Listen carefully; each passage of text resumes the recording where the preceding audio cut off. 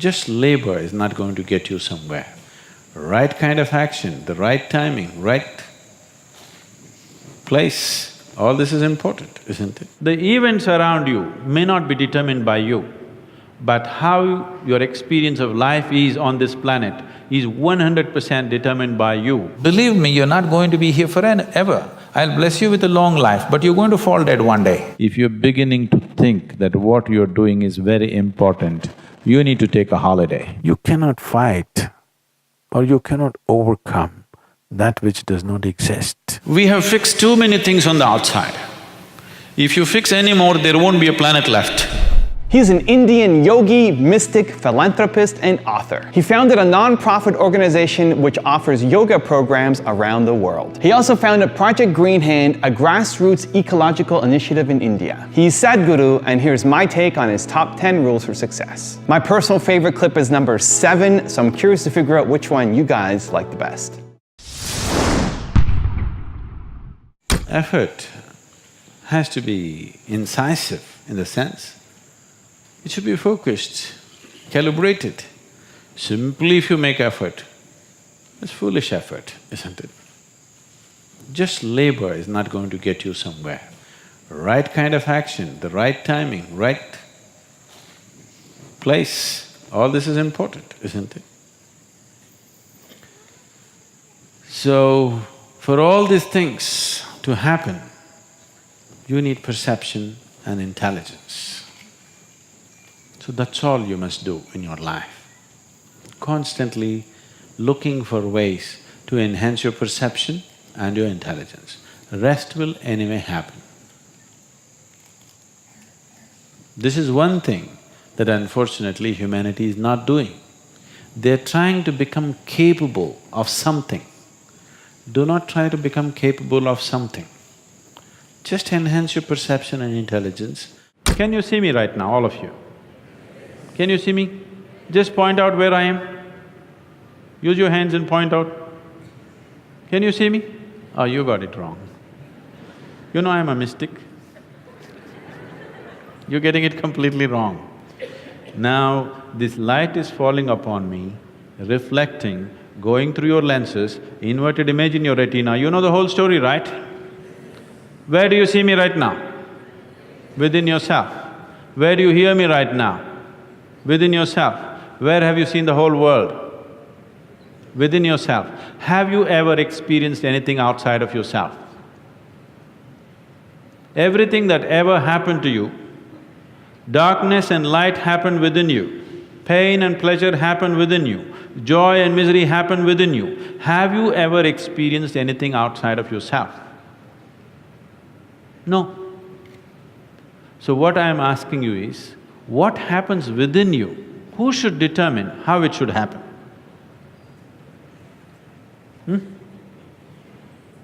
What happens within you? Who should determine how this should happen? Somebody else? Definitely you should determine what should happen within this, isn't it? So if you determine what's happening within this, your whole experience of life will be determined by you, nobody else but you, isn't it? The events around you may not be determined by you, but how your experience of life is on this planet is 100% determined by you if you take charge of this. If you leave it loose, just about anybody will determine it.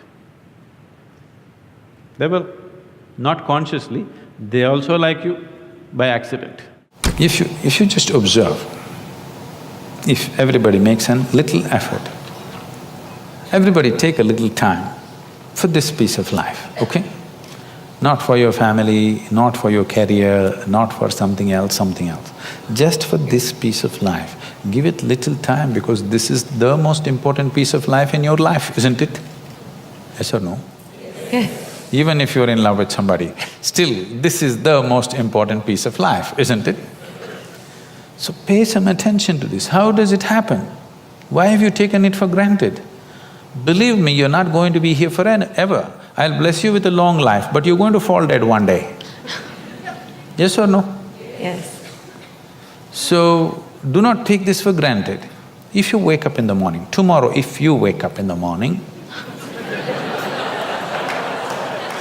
No, this is not my wish, but I want you to know, of all the people who go to bed tonight, over 1 million people will not wake up tomorrow morning. And tomorrow, if you and me wake up tomorrow morning, is it not a fantastic thing? 1 million people did not wake up. You woke up. Is it not a great thing? Just look at the ceiling and smile. You are still awake. You're still there. And for many, many millions of people, somebody who's dear to them did not wake up. So just check those 5, 6 people around you. They all woke up. Wow, it's a fantastic day. You woke up and everybody who matters to you around you woke up. Yeah. Is it not fantastic day? Yes. You don't think so. Yes. Yes. You don't seem to think so. Yes. Because the problem is just this, you're living with an idea that you're immortal. When I say you're immortal, you're not actually thinking you're immortal, but you're not conscious of your mortality. If you're not conscious of your mortality, somewhere you think you're immortal, isn't it? How many moments in a day are you conscious that you're mortal? If you were conscious, would you have time to crib? Would you have time to fight with somebody? Would you have time to do some rubbish with your life? If you knew, if you are conscious that you are mortal, you would do nothing other than what is absolutely needed for you and everybody around you.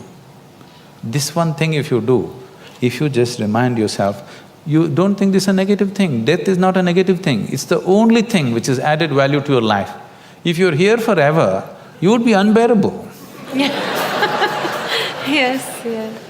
Isn't it? Aren't we glad everybody dies one day? If you just become conscious of this one thing, that always you're conscious that I'm mortal, you don't have to think, I will die today, we don't intend, we want to live as far as possible. Just you know, one day I will die. If you're just conscious of this one thing, you will naturally become spiritual. Every day, every moment if you remind yourself, this is a brief life, I'm mortal, one day I will end. Just do this for 2 days and see, you will become something truly fantastic within yourself, just this is all. That is simply beautiful. That's all that's needed. If you want to know the value of life, just know that it's a brief happening. Just loosen up your life a little bit, laugh a little more, involve yourself with people around you, do things that you think is not so important. Don't do things which are very important. Do simple things. It's very important you do simple things. Very important things you're doing in your life, you will become dead serious. You know, Bertrand Russell, an Englishman, Bertrand Russell said, if you're beginning to think that what you're doing is very important, you need to take a holiday.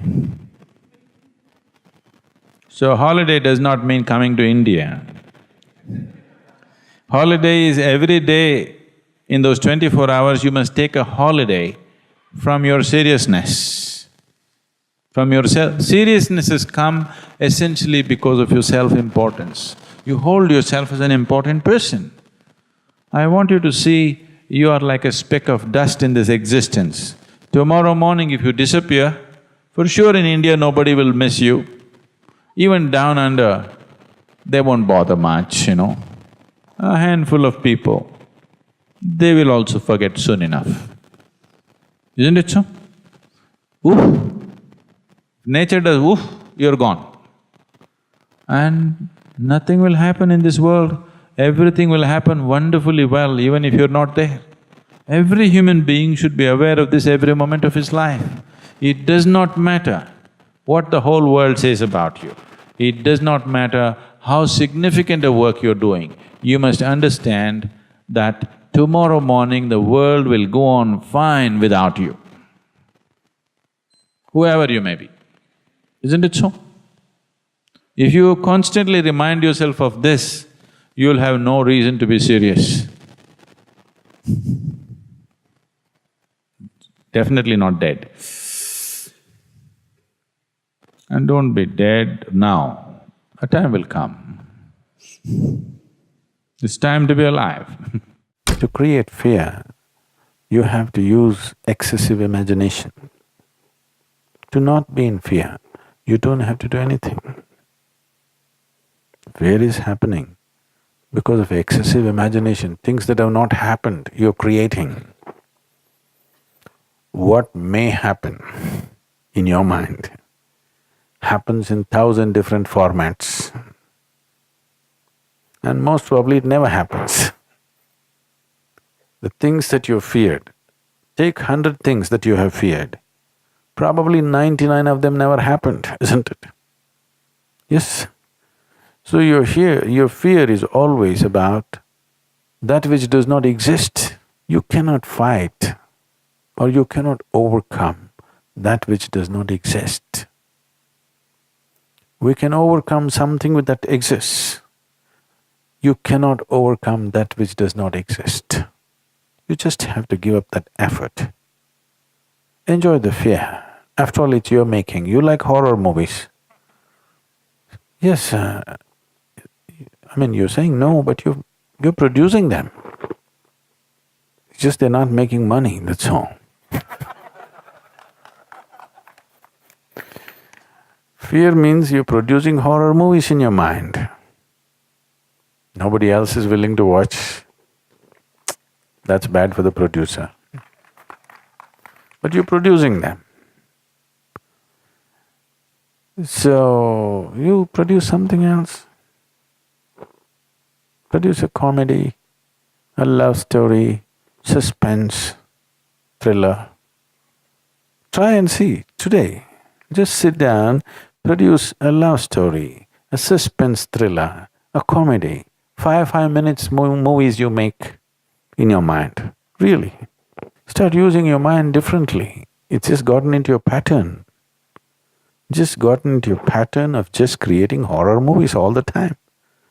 You have watched enough horror movies, they're boring. Create something else. Even it's not that if you produce these movies, those things will happen in your life. Still they may not happen, at least you enjoy the movie. In reality it may not happen, so what? At least you enjoy what's happening in your mind, if you cannot enjoy what's happening in the world, isn't it?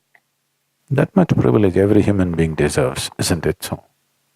Even if the world is not kind to him, at least his own mind should be kind to him, should produce some nice movies.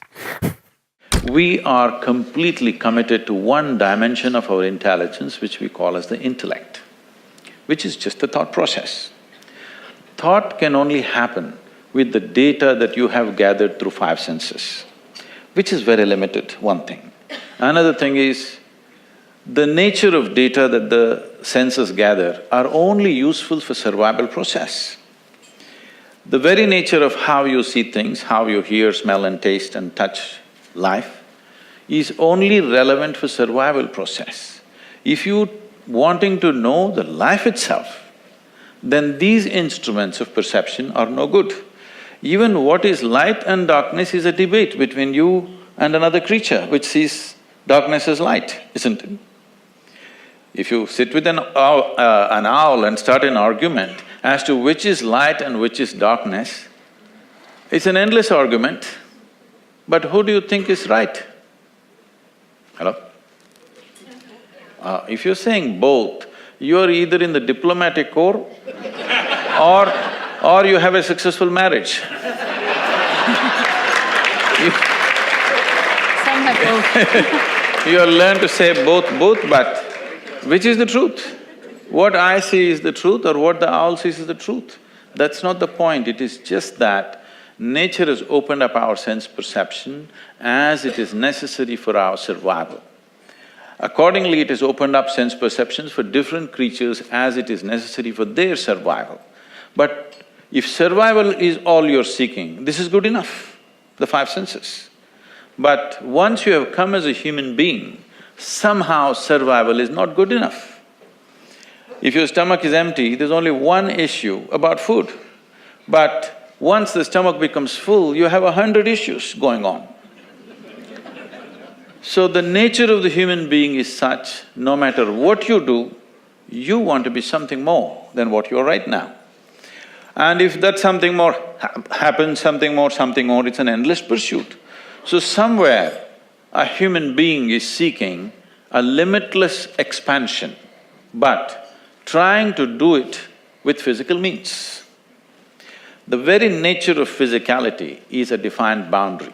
If there is no defined boundary, there is no possibility of physical happening in the universe. But now, a human being is longing for the boundless, that too in installments and through physical means. Through the boundary, you're trying to become boundless.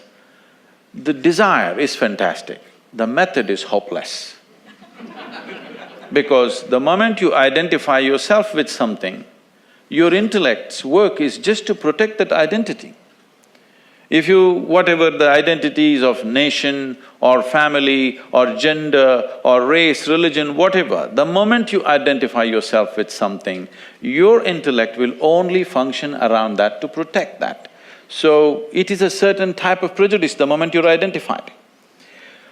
So, the only thing I did with my life is, I never identified myself with anything, and life just exploded within me in ways that thought seems so puny that I do not indulge in thought most of the time. Pleasantness is the choice, isn't it? So why is it so much unpleasantness is happening in human experience? Because we never took charge of the inner dimension. We believe by fixing the outside, everything is going to be okay. In the last 150 years, with the advent of science and modern technology, we have fixed too many things on the outside. If you fix any more, there won't be a planet left. Yes? Definitely this has brought much convenience and comfort to our lives. In every way, we are the most comfortable generation ever. You agree with me?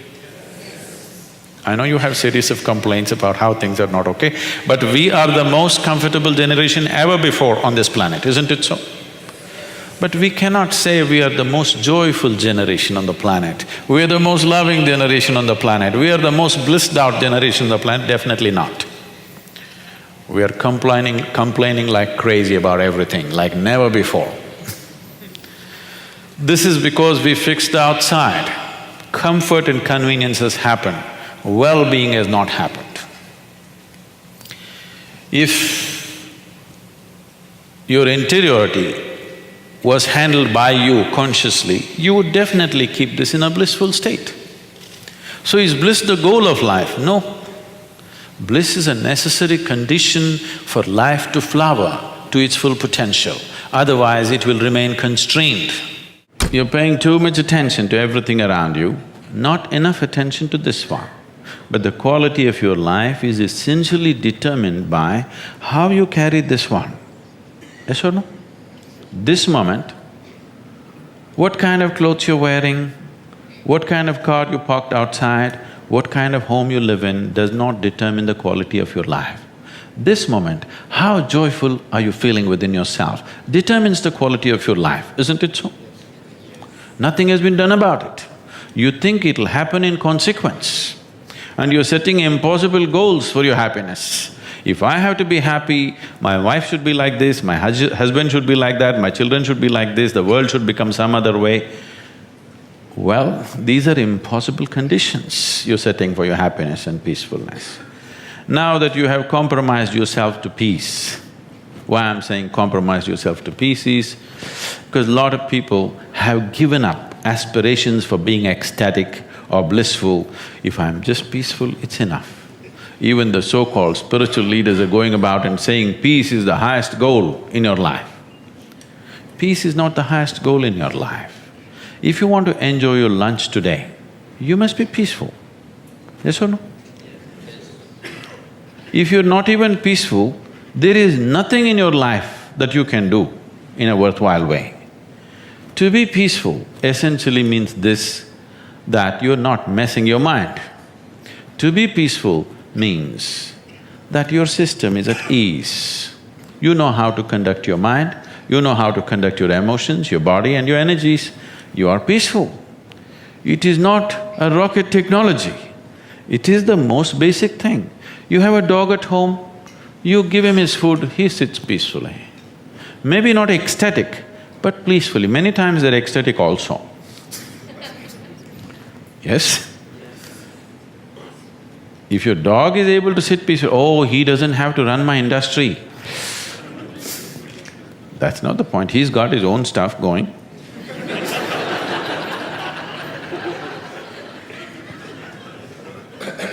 See, it has nothing to do with the external activity that you're doing. It's got something to do with the internal systems as to how they're functioning. Essentially, it means neither your body, nor your mind, nor your chemistry, nor your emotions, nor your energy are taking instructions from you. They're doing their own thing. Once your machine is not in your control, being peaceful is impossible. I'll tell you, you get into your car and now you go there and you want to turn this way. You do this to the steering, it goes this way. Can you peacefully drive this car? Can you? No. Anxiety is natural, isn't it? This is what has happened to your vehicle. It's out of control. You've never done anything to find out where the steering wheel is, first of all. This is not that simple as a car, this is a super computer. Now the problem is most people have not even bothered to find the keyboard. They think if they do this, somehow it'll work. When you're given such a highly sophisticated machine, if you do not conduct it properly, it will cause many problems to you.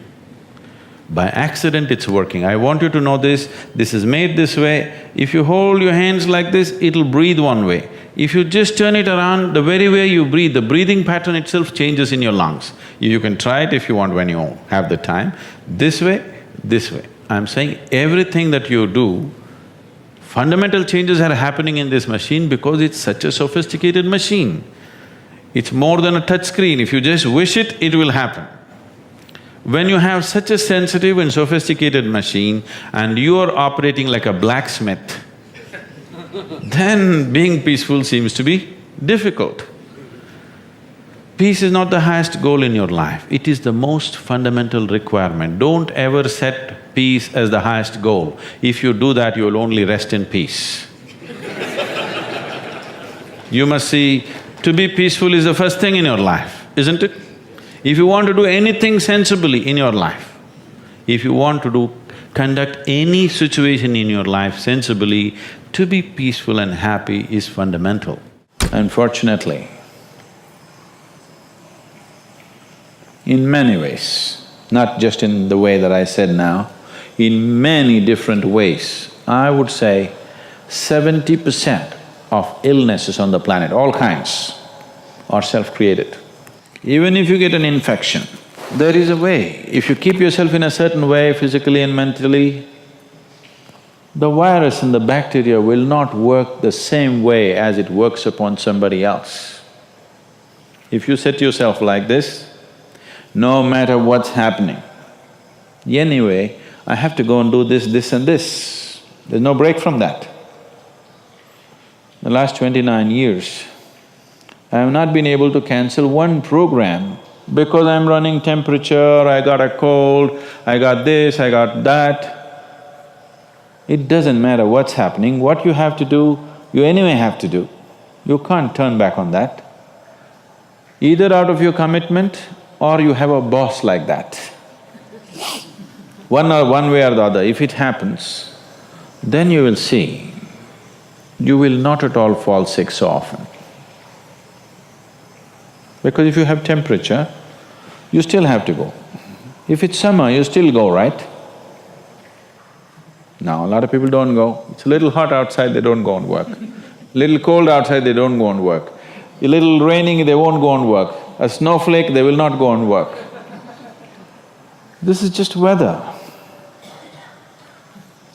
So for every change in weather, if you have the comfort of covering yourself in a blanket and lying down, once you create that, your body will learn to fall sick as often as possible. If you just keep it this way, it doesn't matter what it is, anyway I have to go and do what I have to do, you will see your body will just bounce back as quickly as possible. even if it gets the worst kind of infections. So you just have to set the necessary conditions for health, necessary incentives for health, both for yourself and your children if you have them. Do not set incentives for sickness. I was speaking in Nashville a few years ago. I was just telling them a joke. In the joke, I referred to God as Him. Immediately a few ladies stood up, said, "Do you believe God is a man?" Whoa, whoa, whoa. I know where it's going. I was only telling you a joke. It doesn't matter, you said Him. Do you believe God is a man? I said, I was only telling you a joke. It doesn't matter.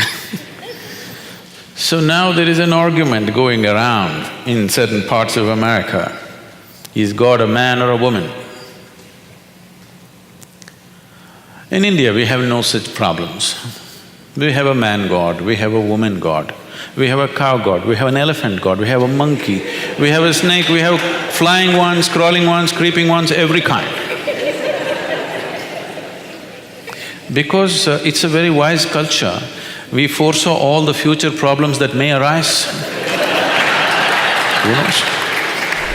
Thank you guys so much for watching. I made this video because Murthy VRN asked me to. So if there's a famous entrepreneur you want me to profile next, leave it in the comments below and I'll see what I can do. This is a little bit of a different top 10, so I'm still very curious to see which of the rules had the biggest impact on you and why. This one goes a little bit deeper, more spiritual, so let me know what you think in the comments below. Thank you again so much for watching. Continue to believe, and I'll see you soon.